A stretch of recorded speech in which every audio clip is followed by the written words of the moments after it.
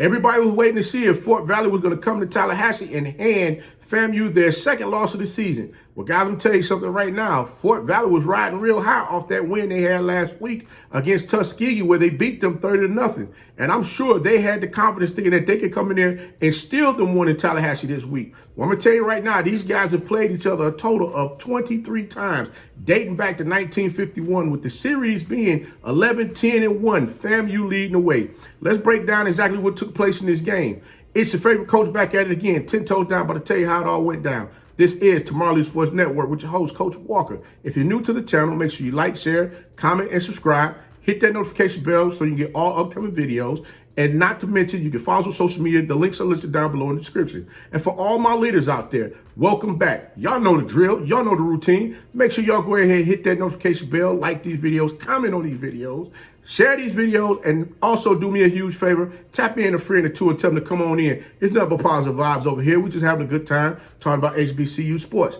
So without further ado, we're going to go ahead and tap on in this thing and get right to it. Because I know many of you are wondering, hey, Coach, well, how did you have this thing broken down? Well, I'm going to tell you right now. Coach Flowers, who this is his first year being the head coach over at Fort Valley State University, was hoping he was going to start his second season off, which is within the first physical year, 2-0. Remember, they played in the spring. They played 2 games in the spring. They went 2-0 in the spring, and he was looking to, go 2-0 again, handing FAMU their second loss of the daggone season. Well, you know what? It didn't quite end up that way, but it started out that way, and I'm going to tell you why. Because when these two teams went into the half, they were tied 7-all.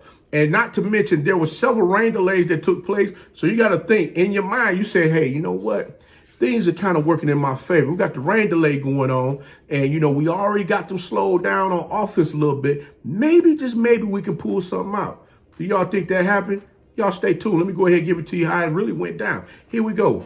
FAMU defense, they came out very aggressive. They came out very aggressive in this game, and they slowed down that Wildcat offense. I'm going to tell you right now, the FAMU defensive front, I got to give them, I call them the trench militia. I got to give the trench militia some credit on exactly what they did in this game. Number 92, General Hunt. Number 98, Stanley Mentor. Number 97, Kamari Stevens. Number 91, Cameron Smith. Listen, these young men got out here. They came ready to play today. They caused multiple turnovers. I mean, they causing fumbles. They causing interceptions. They doing all kind of stuff out there. They putting pressure on the quarterback. They're not allowing the quarterback to get comfortable in the pocket so that he can go ahead and throw the ball to the receivers to possibly help get them back in the game. So they was on it. And you got to give credit to those defensive backs and those linebackers as well, because they were not allowing anything to get past them. They kept everything in front of them. And if they kept it in front of them, they were stopping it for a loss. Everybody wanted to know who the starting quarterback was going to be. And it was none other than Junior Muratovic, in which he started the game as the Rattlers quarterback for a touchdown pass in the game, but he also threw 2 interceptions as well. And Coach Simmons and the coaching staff, they wasted no time after that second interception, pulling them out the game, because you know what? He saw that Fort Valley was starting to get a little bit too much life in them, thinking that they could actually steal this game from them and walk out of Tallahassee with a win. Coach Simmons wasn't trying to hear that. But you know what? On the day, I give Justin Materna. He threw the ball 22 times, completing 14 for 127 yards, 1 touchdown, and 2 interceptions.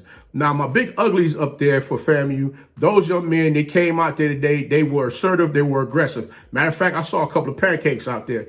Number 59, Jalen Spady. Number 78, Jalen Brayboy. Number 70, Jay Jackson Williams. Number 76, Cameron Covert. And number 77, Keenan Forbes. They got out there, they opened up those lanes for the running backs to run the ball, as well as gave the quarterbacks protection in the pocket for them to throw the ball down the field to wide open receivers. Now, I'm going to be real with you. There was a few penalties in there that cost them on moving the ball down the field on particular drives. And I keep harping on this over and over again. Guys, these penalties are going to continue to stall drives out if you keep getting them. And it's going to cost you at a time that you're going to be sitting there saying, dang on it, man, I can't believe I got this penalty. But in all defense, I give Bonnet credit. Bonnet ran the ball.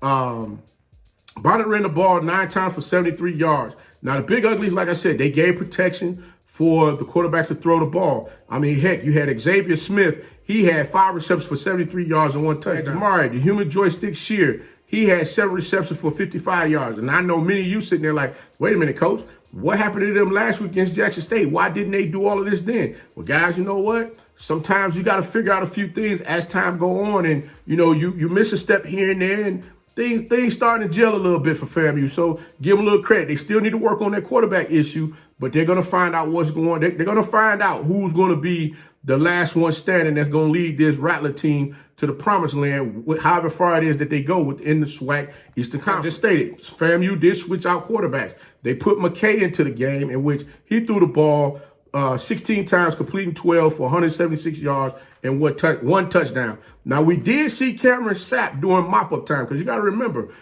FAMU came back and scored 27 unanswered points in this game. See, they're working everybody into the mix to see, okay, which direction are we going to need to go if by chance we have to make another quarterback change. FAMU, they're trying to put it together. Give them a couple more weeks. They're going to have this thing ready. All you Rattler fans out there, just be a little patient with them. They're going to have everything in order where this thing is going to be running smooth. It's going to be running smooth. Valley had opportunity to put points on the board, but again, the penalties killed them as well, as far as with moving the ball down the field. Every time you get those crazy penalties, drives are stalled out. You know why? Because now you lost your momentum, and not to mention, now you got to recover from the yards that you lost to try and make that up to get a first down and keep the chains moving. And a lot of times they'll go ahead, pin their ears back, they start blitzing you even more, or you start seeing different setups on the defensive side that you haven't seen before to confuse the quarterback and confuse the offensive coordinator so that they can force the offensive team to punt the ball. Now that Muratovic has been pulled from the game and you put McKay back in, we're going to wait and see who